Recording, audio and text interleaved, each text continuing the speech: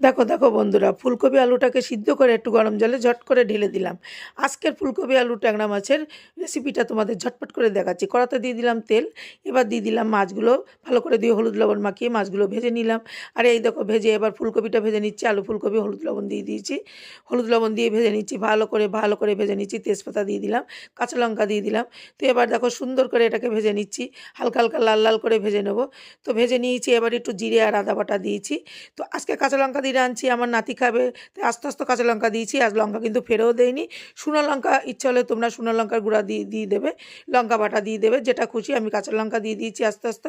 আর ট্যাংরা মাছগুলো ভাজাগুলো এর মধ্যে দিয়ে দিয়েছি, কষিয়ে নিয়েছি, ভালো করে ঝোল দিয়ে দিয়েছি। কষিয়ে নিয়ে এই দেখো ঝোল দিয়ে হলুদ লবণ দিয়ে দিয়েছি।